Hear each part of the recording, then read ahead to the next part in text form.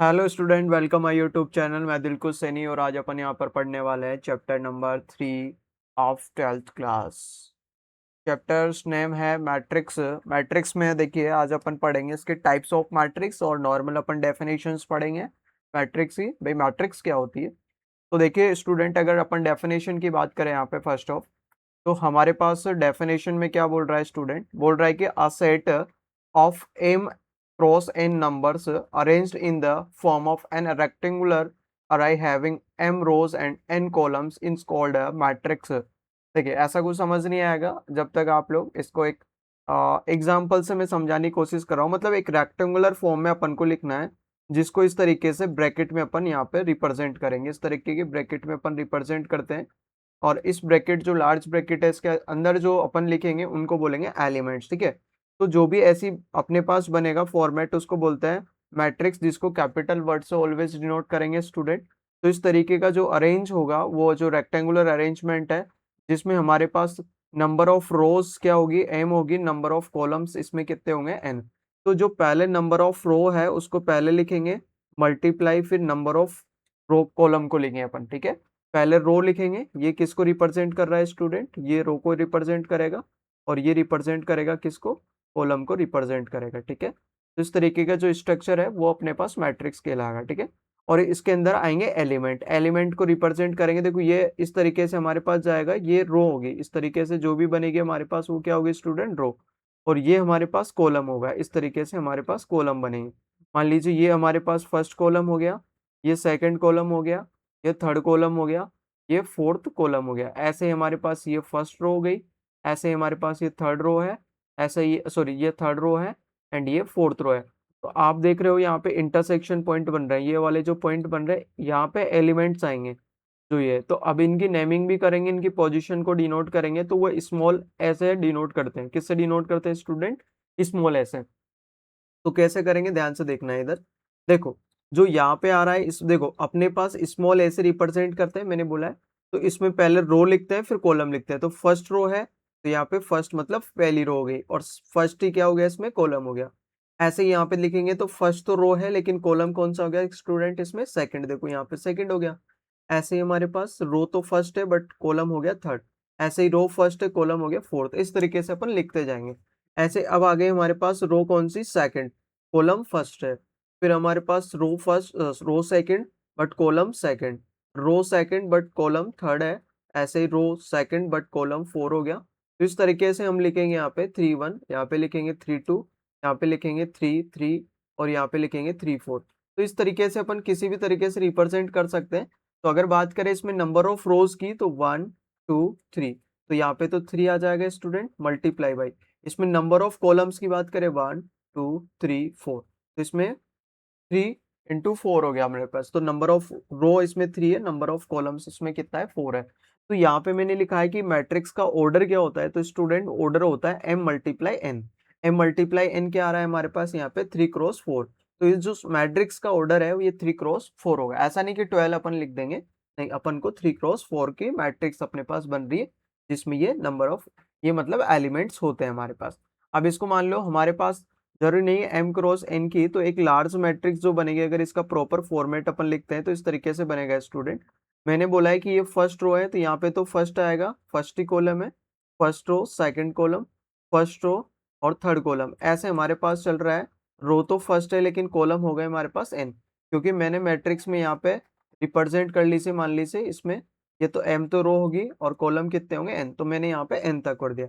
ऐसे ये second row है हमारे पास, फर्स्ट कॉलम, ये हमारे पास थर्ड रो है और फर्स्ट कॉलम है हमारे पास।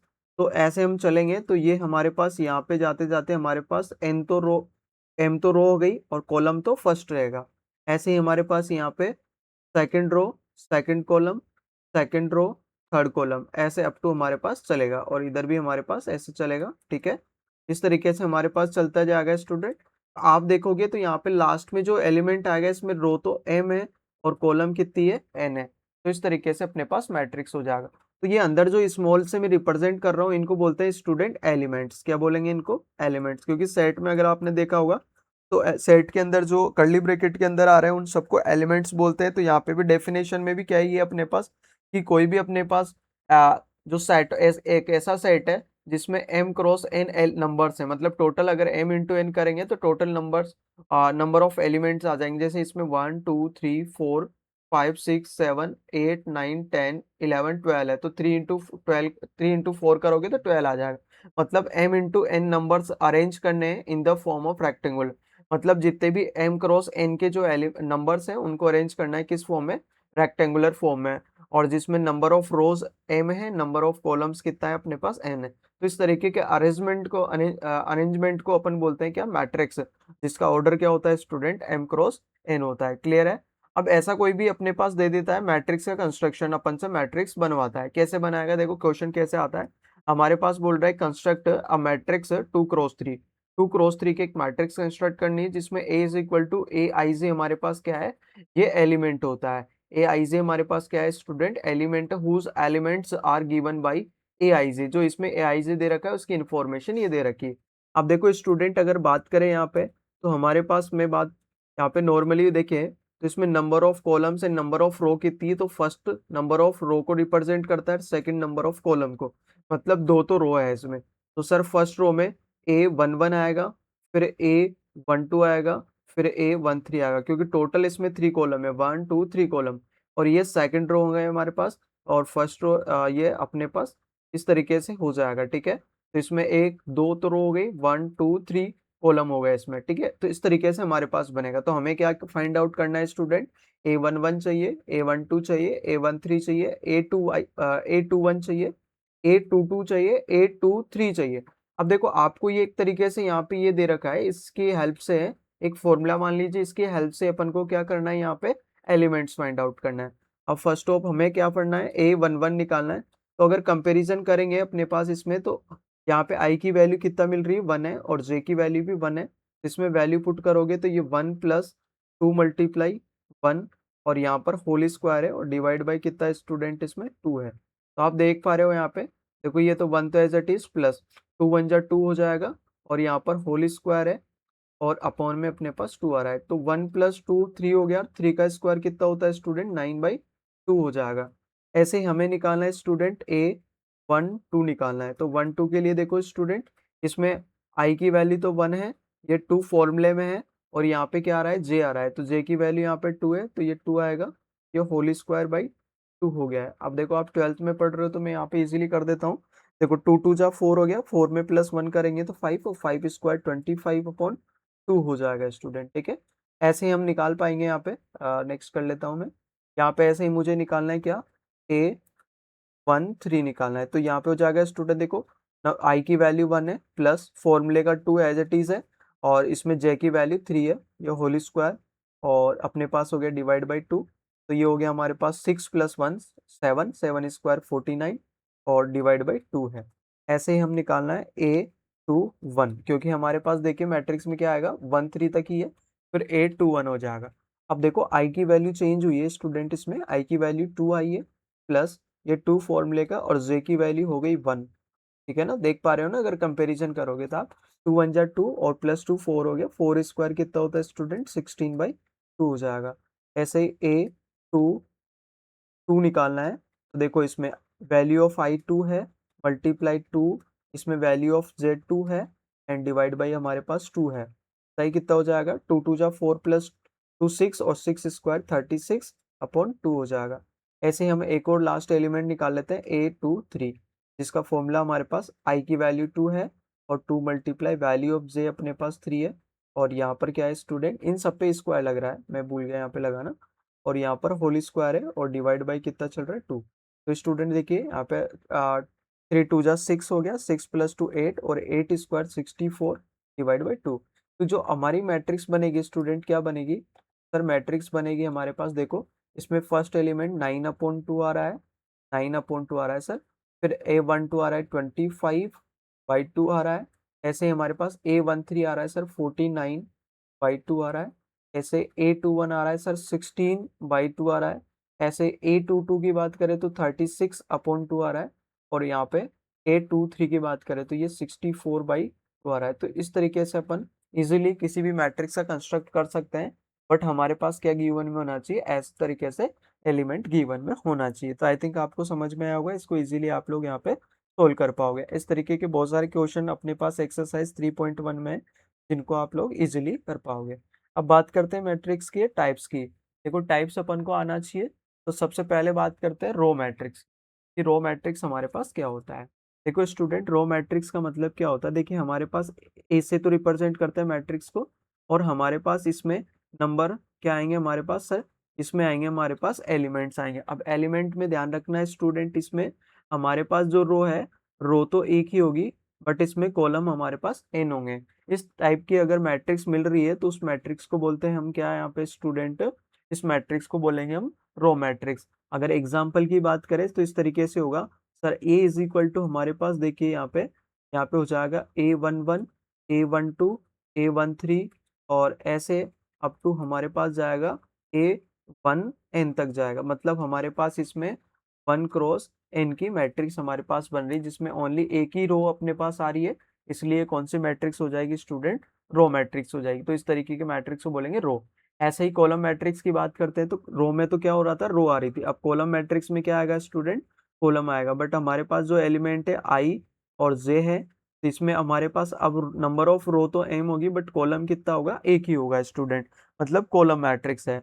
अगर एग्जाम्पल की फॉर्मेट में समझे तो इस तरीके से कि सर कॉलम तो एक ही होगा, रो हमारे पास बहुत सारी होगी। तो इसको कैसे लिखेंगे स्टूडेंट, इस तरीके से लिखेंगे A11, फिर यहाँ पे लिखेंगे A21, फिर लिखेंगे A31, अप टू हमारे पास चलेगा सर AM1।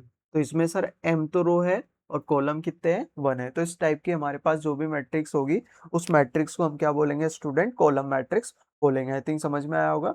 इसके बाद बात करते हैं स्क्वायर मैट्रिक्स। स्क्वायर के नाम से आपको पता चल रहा है ना, स्क्वायर फॉर्मेट में क्वाड्रिलेटरल क्या होता है, जिसमें अपने पास ऑल साइड्स आर इक्वल होती है। तो ध्यान रखना हमारे पास जिसमें अगर कोई भी मैट्रिक्स है हमारे पास A I J, अगर यहाँ पे m क्रॉस n है, और अगर मैं मान लूँ कि इफ हमारे पास m is equal to n आ रहा है, m इज इक्वल टू क्या आ रहा है, n।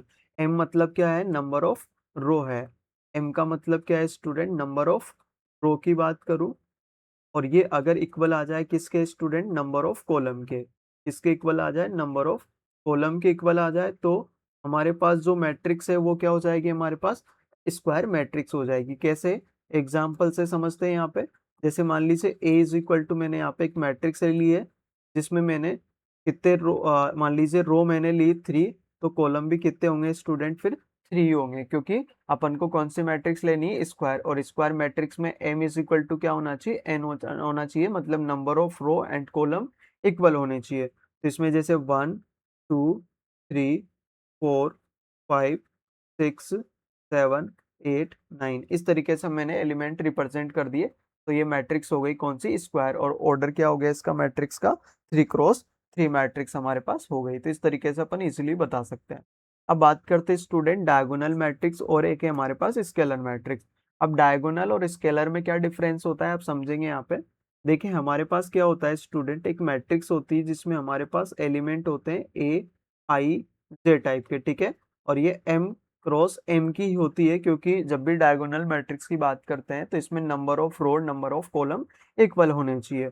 अब देखिए स्टूडेंट, इसमें जो A I J आ रहा है, इसकी नेचर होता है दो तरीके से हम लिखेंगे यहाँ पे, कि हमारे पास यहाँ पे A I J आएगा कब, जब हमारे पास i इज इक्वल टू क्या होना चाहिए, j होना चाहिए, तब हमारे पास यहाँ पे कुछ भी आ सकता है। बट अगर मान लीजिए हमारे पास i is not equal to j, मतलब i और j की वैल्यू इक्वल नहीं है, तो फिर हमारे पास उस कंडीशन में क्या होगा, ये I J जो है वो क्या होगा स्टूडेंट, 0 हो जाएगा। कैसे, आप एक मैट्रिक्स बना के बताइए सर, ऐसा कुछ समझ नहीं आया तो ठीक है, अपन यहाँ पे बना के देख लेते हैं। मैंने बोला ना देखो, A11 है, अब इसमें 1 1 आ रहा है, A12 आ रहा है, A13 आ रहा है, और A21 आ रहा है, A22 आ रहा है, A23 आ रहा है, और A31 है, A32 है, A33 है। इस तरीके से मैंने एक 3 क्रॉस 3 के मैट्रिक्स लिखी। अब ये डायगोनल मैट्रिक्स कब होगी, ध्यान से देखेंगे। अब मैंने क्या बोला, अगर I और J इक्वल है तो ये तो एज इट इज आएगा सर A11, क्योंकि इसमें ये इक्वल है। लेकिन यहाँ पे 1 आ रहा है या 2 आ रहा है, इक्वल नहीं है, तो इस कंडीशन में क्या हो जाएगा स्टूडेंट, 0। क्या यहाँ पे इक्वल है, नहीं है सर, तो ये भी 0। यहाँ पे इक्वल नहीं है तो ये भी 0 हो जाएगा।